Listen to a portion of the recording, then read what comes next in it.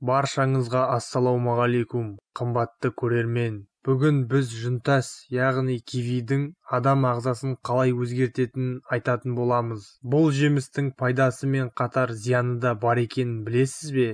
Видеоны соңына дейін көріп, пайдалы ақпаратты таратып бөлісіңіз.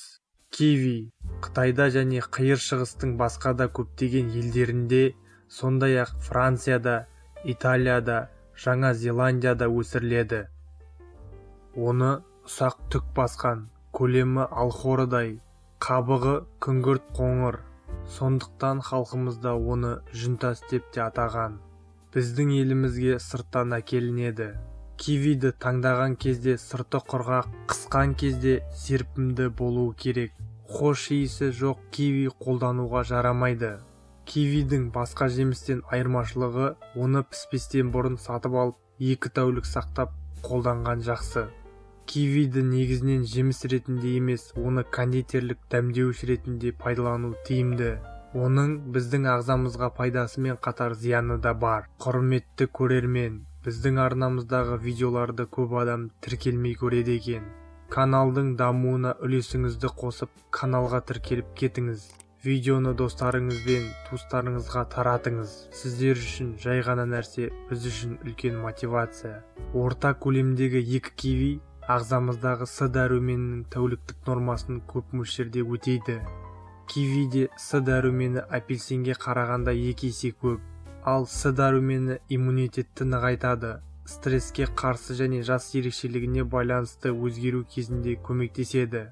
Сонымен қатар киви темірдің жылдам сіңірілуіне, жаралардың жылдам жазылуына ықпал етеді. Құрамында холестеринді төмендететін витаминдер жеткілікті. Жемісте серотонин көп болуына байланысты ас қорыту мен жүрек және қан тамырларының ауруларында көмегі тиеді. Серотонин есте сақтау қабілеті мен көңіл күйді жақсартады. Қабылдау қабілеті мен тәбетті арттырады. Күніне 1 киви жесеңіз, ұйқыдан тез оянуға, ұйқыңыз қанық болуға әсері мол. 1 кивиде шамамен 15 миллиграммдай магний бар. Магний жүйке жүйесі мен бұлшықеттердің жақсы жұмыс істеу үшін керекті зат. Киви сондай-ақ калийге де өте бай. Ондағы калий бананға қарағанда 2 есе көп. Кивиді үзбей тұтынатын болсаңыз, ол қан қысымын реттейді. Инсульт және бүйрекке тас жиналу қаупін төмендетеді. Таңғы аста 1 киви жеу қанды сұйылтады. Тыныс алу жолдарындағы қиындықтан, тамақ қырылдауынан, жөтелден және демігуден айығуға көмегі тиеді.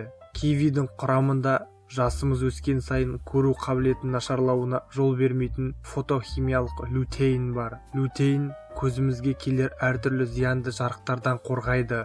Біздің ағзамыз лютеин өндіре алмайтынын білеміз. Сондықтан оны тағамдардан және осы кивиден аламыз. Жай ғана киви деп қарап соншалықты пайдасын білмейтініміз қаншама.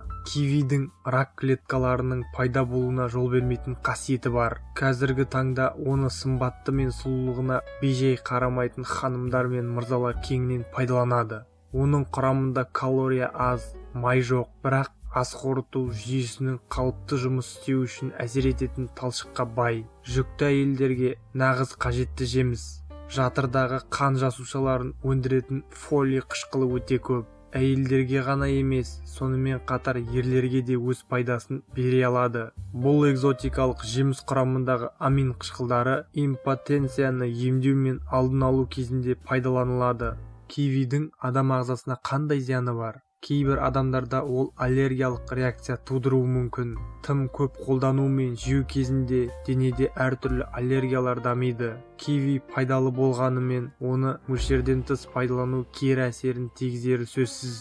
Оны көп жеу ауыз қуысының тітіркенуіне, ісінуге, демікпеге, бөртпе және терінің қызаруына әкелуі мүмкін. Шамадан тыс қолдану тағамдық аллергия синдромын тудырады. Мысалы үшін, сіз бірден 2 киви жесеңіз, тілде ойық пайда болып, тіліңіз уылып, 2 немесе 3 күн тамақ іше алмай қаласыз. Ауызда ауырсыну мен қышу пайда болады.